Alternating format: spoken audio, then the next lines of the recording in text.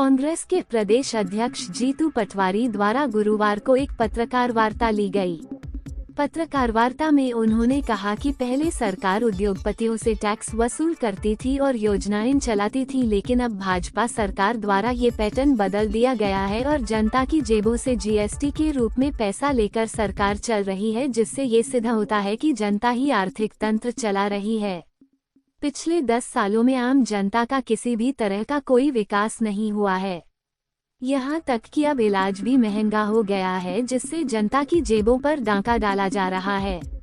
किसानों के मुद्दों पर भी भाजपा सरकार मौन साधे बैठी है, जिससे किसानों की आत्महत्या का ग्राफ बढ़ता जा रहा है।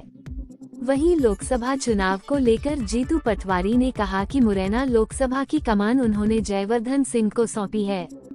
इसके अलावा प्रत्याशी का चयन जनता के बीच जाकर सर्वे करके ही किया जाएगा। अजय सहारा के लिए मुरैना से अजय दंडोतिया की रिपोर्ट। हम सबने देखी, आप सबने देखी, उन 10 सालों में अपने अपने घर की इनकम बढ़ी या घटी? आप लोगों के घर की इनकम बढ़ी या घटी? आम जनता के जीवन स्तर सुधरा या नहीं सुधरा?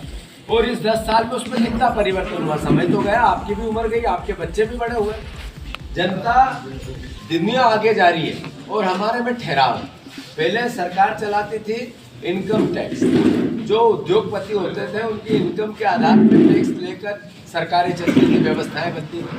अब सरकार चलाते हो आप जनता। अभी आप नाश्ता करके आए, उस नाश्ते में घर पे जो बना होगा उसमें से भी जीएसटी आपकी कट गई। जो ये पहली बार देश ने ये विधा देखी इस 5 साल में कि जनता आर्थिक तंत्र चला रही है।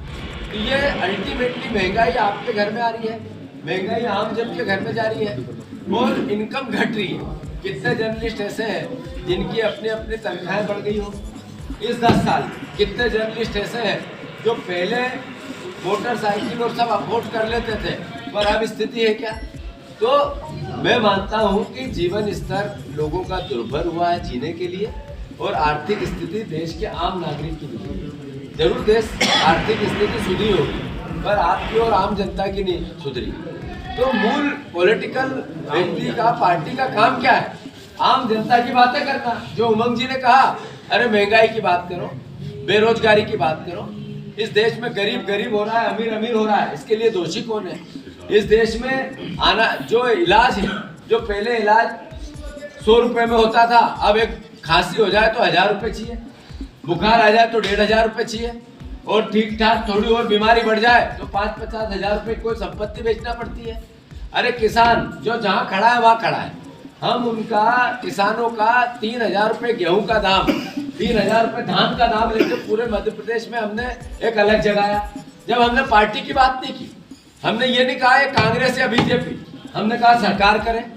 बीजेपी ने भी उसको एक्सेप्ट किया कि 2700 रुपए गेहूं करना है, 3100 रुपए धान करना, और मोदी गारंटी थी, मोदी जी के मुंह से निकला।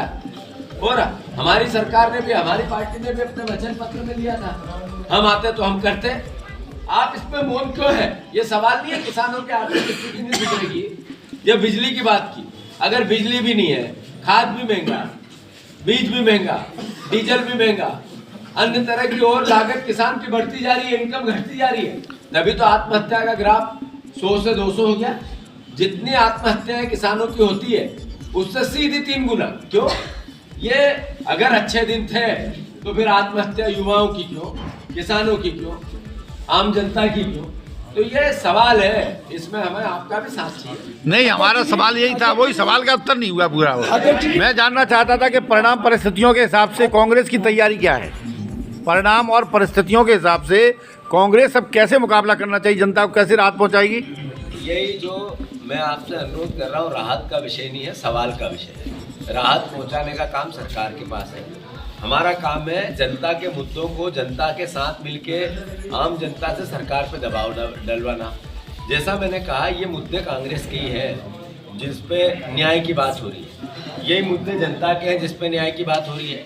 जहाँ तक लोकसभा चुनाव का सवाल है, मैंने जैसा कहा, वो भावनात्मक चुनाव लड़ना चाहते हैं, जो आपका सवाल था, और हम इन मुद्दों पे चुनाव लड़ना चाहते हैं जो मैंने कहे।